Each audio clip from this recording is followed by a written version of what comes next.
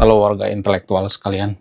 Guys, puluhan ribu warga Iran mengungsi ke Pakistan karena Iran dibombardir oleh Amerika.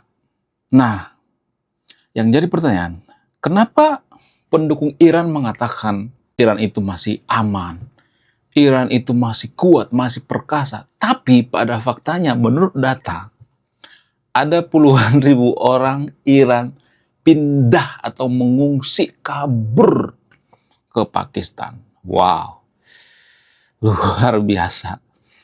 Jadi itu artinya Iran itu tidak baik-baik saja. Kalau Iran itu baik-baik aja, kenapa banyak warga Iran yang kabur ke Pakistan? Kenapa? Kenapa sampai puluhan orang? Apa alasannya? Kemudian kenapa berita ini nggak viral di Konoha? Apakah ini aib sehingga berita ini tidak viral di Konoha?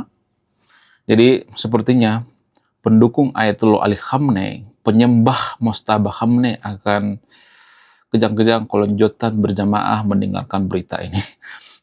Pendukung Iran akan butuh Panadol ya, mendengarkan berita ini.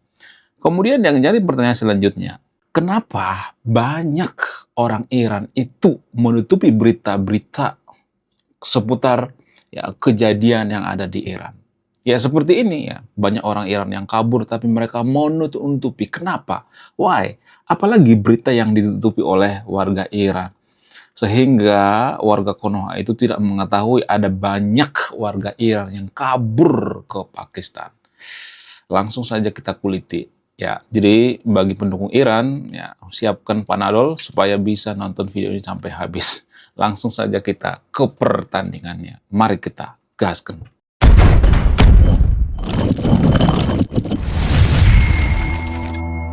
Jadi ada satu doktrin yang jarang dibongkar seputar kepercayaan orang-orang Iran sekarang ini.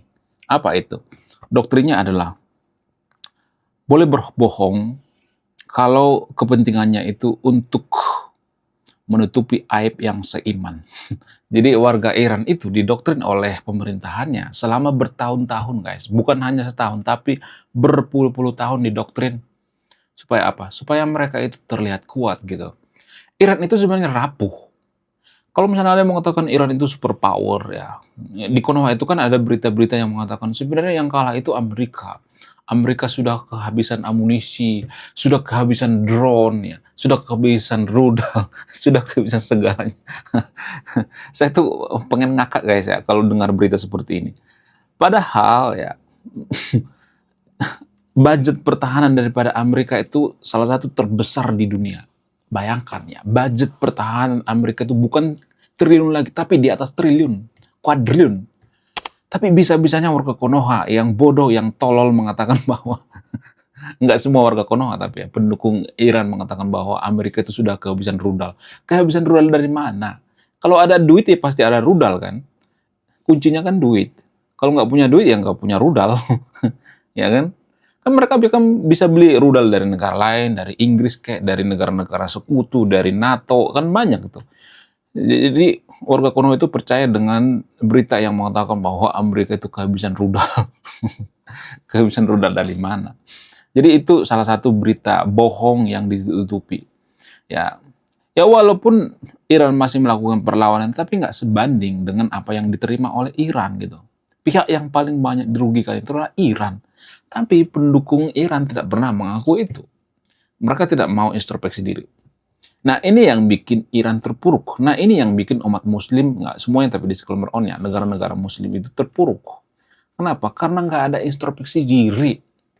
Mereka berani bertakyah untuk apa? Untuk membela yang seiman, yang seagama. Oh ini aib. Ya sama seperti di Konoha, kasus-kasus di Ponpes di Konoha itu kan ditutupi ya. Oh ini kan aib. Nanti orang-orang kafir akan seneng ya dengan berita-berita ini. Ya mereka berlindung di balik seperti itu. Itu namanya kebodohan dan kebohongan gitu. Jadi nasionalisme Iran itu dibangun atas dasar kebohongan. Ya ini garis bawah ya, ini sangat penting ya.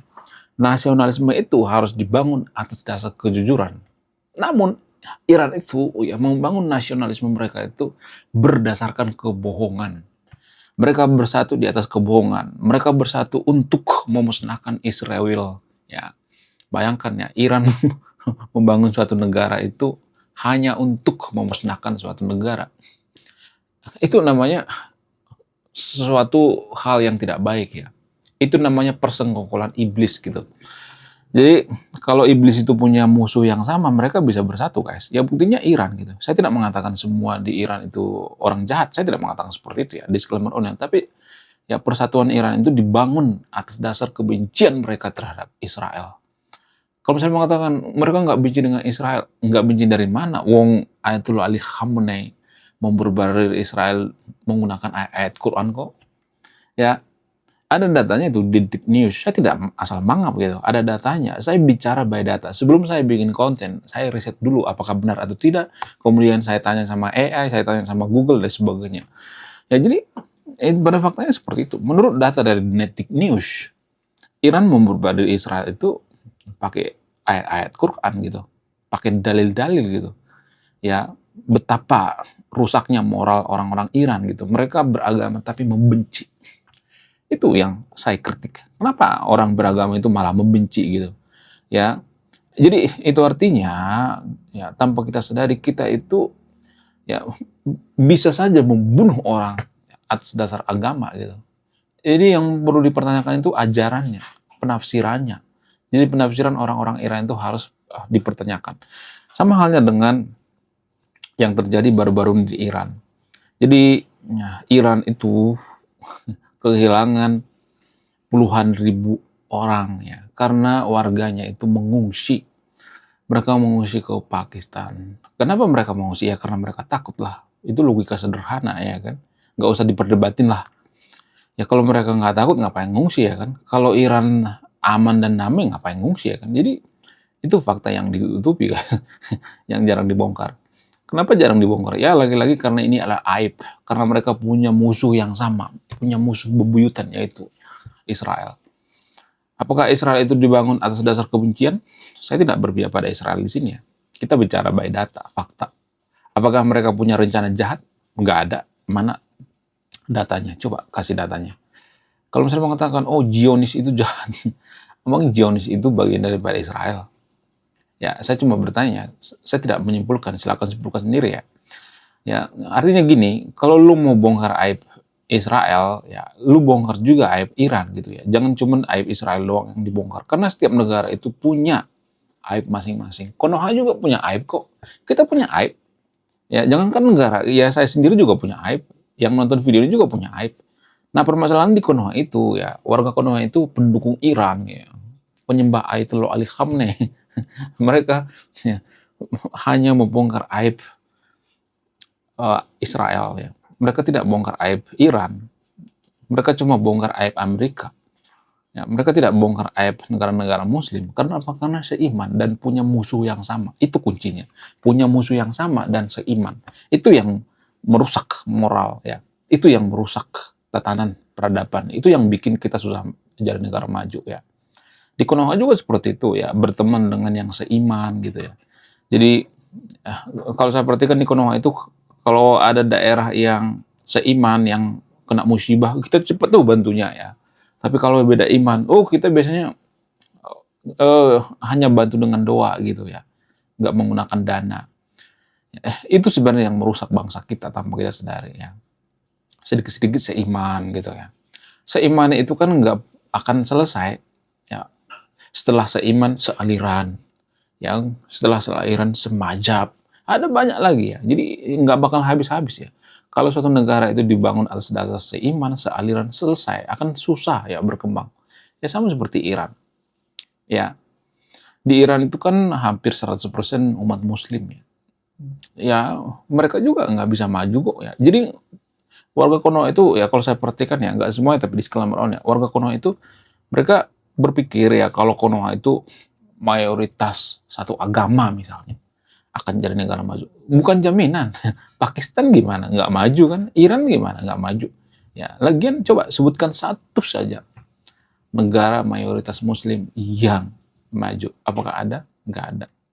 Ya, sorry to say ya. Saya tidak memojokkan agama tertentu di sini. Saya ngomong apa adanya, bicara by data, fakta. Kalau Anda nggak setuju, ya bantah pakai data dan fakta. Jangan marah-marah gitu ya. Jangan kejang-kejang keloncotan berjamaah gitu. Ya, biasakan berdebat dengan data dan fakta. Dan yang saya katakan ini juga berdasarkan data dan fakta, di mana orang Iran mengungsi, kabur dari Iran. Karena apa? Karena Iran itu dianggap tempat yang tidak aman. Sementara pendukung Iran mengatakan, Iran itu masih hebat, masih perkasa, yang kalah itu Amerika. Kalah dari mana? Kalah dari Hong Kong. Ya, jadi kalau Iran itu masih aman, logikanya nggak mungkin pergi ya. Itu artinya Iran itu sudah kacau balau, hancur lebur. Tapi ya pendukung-pendukungnya masih menutup-tutupi gitu ya. Jadi pentingnya introspeksi diri. Ya, saya bukan orang suci guys ya. Saya juga ya berusaha introspeksi diri. Tapi gini. Kalau ajaran agama itu tidak mengajarkan introspeksi diri, kita tidak akan jadi negara maju guys. Enggak. Rata-rata negara maju ini dipengaruhi oleh ajaran, ideologi, filsafat, falsafah, atau prinsip yang mengatakan ya kita harus introspeksi diri. Ya, negara-negara maju itu rata-rata introspeksi diri. Negara yang jujur itu biasanya mereka suka introspeksi diri, tapi negara yang tidak jujur nggak suka introspeksi diri. Irak itu salah satu negara paling tidak jujur di dunia. Pejabatnya itu paling korup di dunia, salah satu paling korup di dunia. Itu berdasarkan data dari indeks corruption. Saya tidak ngasal mangap gitu ya. Saya tidak ngarang gitu. Ada datanya. Jadi kalau bantah pakai data yang ilmiah. Jadi kenapa Iran nggak maju? Ya karena pemerintahnya korup. Kenapa mereka korup? Ya karena mereka nggak mau introspeksi diri. Sama seperti Konoha misalnya. Konoha itu kan 11-12 sama Iran. Ya kan? Makanya warga Konoha kesel ketika Iran dibombardir. Ya Konoha juga bisa aja dibombardir suatu saat ya kan. Kalau Konoha itu mengikuti jejak Iran. Konoha itu banyak banget korupsi gila-gilaan. Kenapa seperti itu? Apa alasannya? Ya karena nggak mau introspeksi diri guys. Mereka tidak mau memperbaiki diri, mereka tidak berkesadaran. Ya, menurut kalian gimana? Coba tulis di kolom komentar ya. Kemudian kenapa berita ini nggak viral di Konoha? Apa alasannya? Alasannya itu karena yang penting seiman. Karena menutupi aib. Jangan dibongkar lah, ini kan aib. Ya, jadi kalau ada media-media yang bongkar seperti ini, ya media seperti di Konoha misalnya, ada berita headline misalnya, ada puluhan ribu warga Iran kabur ke Pakistan, maka warga Konoha itu ya, akan menjudge medianya, akan menyerang berbondong-bondong, akan di-report berbondong-bondong, ya, akan di-report berjamaah, akan di-demo berjilid-jilid.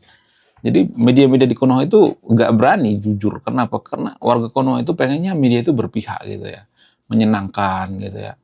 Yang penting media itu enak didengar gitu ya. Mereka hanya pengen tahu aib daripada Amerika, pengen tahu aib daripada Israel. Ya selain itu mereka nggak tahu gitu ya. Bodoh amat, di skip gitu ya. Kalau nggak dihajar gitu medianya. Ya jadi kalau ada media yang mengatakan berita yang terbalik, ya siap-siap medianya akan diserang ya. Jadi resikonya tinggi sekali ya. Ini juga resikonya tinggi sekali guys kalau saya ngomong seperti ini. Ya pasti bisa aja saya di-report ya kan. Bisa aja saya tidak disukai ya kan. Karena warga Konoha itu pengen cari berita yang mereka sukai. Menurut kalian gimana? Coba tulis di komentar ya. Saya tidak akan mereview di video ini. Ada yang menyimpulkan. Wah, gila. Luar biasa. Akhirnya buku kedua dan ketiga gua rilis juga. Buku kedua gua ini judulnya Budi Tanpa Pekerti. Dari judulnya sudah menarik. Dan kisah daripada buku ini sangat-sangat dilematis sekali. Di mana karakter dalam buku ini bercerita ada dua pilihan yang sangat sulit. Yang pertama, ketika seorang tokoh dalam buku ini tidak bawa-bawa agama saat kampanye, maka dia bisa dipastikan kalah. Tapi ketika bawa-bawa agama dalam kampanye, ketika dia bawa-bawa kalimat insya Allah, maka dia bisa dipastikan menang. Nah, yang jadi pertanyaan, kalau Anda di posisi karakter dalam buku ini, mana yang Anda pilih? Ini temanya sangat cocok dengan tema channel ini, bahas tentang agama. Kemudian tidak hanya ini juga menarik guys ya, Tanah Luka. Dari judulnya juga udah kelihatan ya, ini cerita penuh dengan luka. Dimana kisah dalam buku ini ada seorang kiai yang sangat-sangat dilematis. Dia bingung memilih antara menyelamatkan hutan atau menyelamatkan 1000 anak yatim. Jadi kalau Anda di posisi buku ini, mana yang Anda pilih? Nah, yang menarik dari kedua buku ini adalah menggunakan sudut pandang sastra Nobel. Kapan lagi ya kan baca buku yang setara dengan buku Nobel. Wow, luar biasa. Silahkan di check out sekarang juga. Kalau nggak di check out juga nggak apa-apa. Karena saya nulis buku itu bukan nyari duit sebenarnya. Ya, karena saya pengen berkontribusi terhadap kemajuan bangsa kita. Itu tujuan saya nulis buku ya. Jangan lupa, link pembeliannya ada di pin komentar video ini. Jadi endingnya apa ya? Saya penasaran ini. Saya jadi penasaran ini isinya apa. Beliau juga beli ini. Link pembeliannya ada di pin komentar video ini. Oke guys, sekian video ini. Saya warga intelektual, salam rasional.